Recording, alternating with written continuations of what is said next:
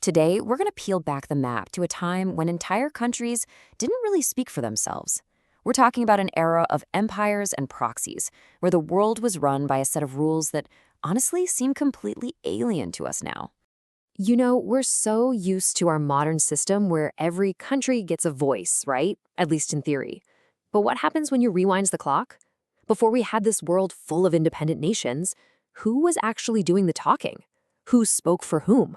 For centuries, global politics was kind of like a chessboard, but with more than just kings and queens. You had all these other pieces, territories that weren't fully independent. They didn't get their own seat at the table, but the great empires were constantly moving them around, factoring them into every single big decision. So, to really get a handle on this, we have to learn the language of empire.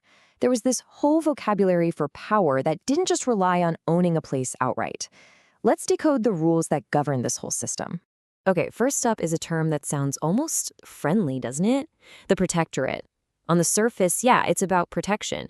But if you dig just a little deeper, you find this really clever system of control through indirect rule. And here's the trick to it. It was all about this clever division of power. So inside the protectorate's borders, you might have a local ruler handling day-to-day stuff. But the second you looked outward, we're talking foreign policy, treaties, war, a much more powerful state was pulling all the strings. And that's really the heart of it. On the world stage, the protectorate was silent. It had no voice. Its protector spoke for it, made deals for it, and even went to war for it. It was, for all intents and purposes, a diplomatic puppet. And then, bam, World War I happens. Entire empires just crumble. And from those ruins, the world's powers tried to build something totally new, and they called it the mandate system. The backstory here is fascinating. See, when the Ottoman and German empires were defeated, the victors had a big choice to make. But instead of just carving up the spoils like they used to, the brand new League of Nations stepped in with this new idea for how to manage all these former territories. Now, on paper, this whole process was supposed to be a step towards self-rule. A victorious power, say Britain or France, was given a mandate to govern a place like Palestine or Syria. And the official mission, the one they stated out loud, was to guide it towards eventually standing on its own 2 feet. Now, whether that was the real goal, well, that's a massive historical debate, isn't it? All right, and that brings us to the most straightforward, most absolute form of control, the one we all recognize from the history books, the colony. Yeah, with a colony, there was zero ambiguity, no pretending there was local rule. All the power for every single decision, big or small, flowed directly from an imperial capital like London or Paris. A colony wasn't a partner, it was a possession, plain and simple. Looking at it this way makes it crystal clear, right? In a protectorate, you keep your local leaders, but you lose your voice on the world stage. In a mandate, an outside power runs things, but they're promising you independence, eventually. And with a colony, it's just direct rule, period, all for the empire's benefit. 3 different labels, 3 very different levels of control. Okay, so we've got this complex imperial world order, but it wasn't built to last, not even close.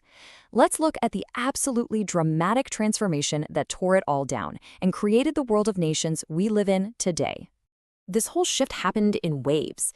After World War I, you've got the mandate system, which at least introduced the idea that territories should one day be independent.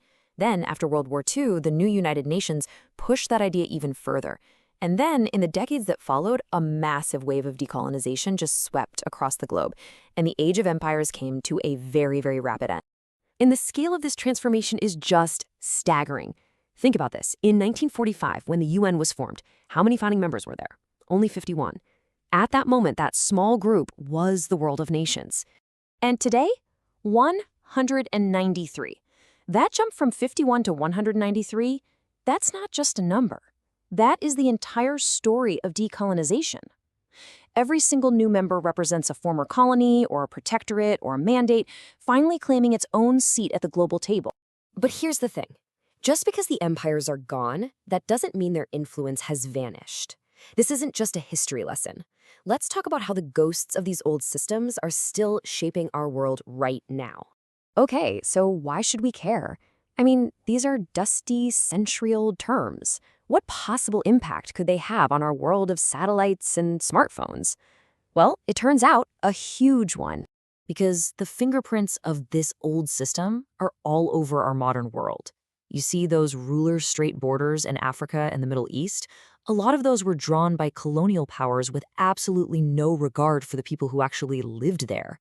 Those never-ending conflicts over who has the right to rule a certain piece of land, so many of them trace their roots right back to a messy, incomplete handover from a mandate or a protectorate. These are not just historical footnotes, they are the source code for so many of today's conflicts. And that really leaves us with a final question to think about. When we look at the globe, at all the conflicts that define our era, you have to wonder, how many of them are really just the ghosts of an old map? Echoes of a diplomatic order that's vanished but has clearly not been forgotten.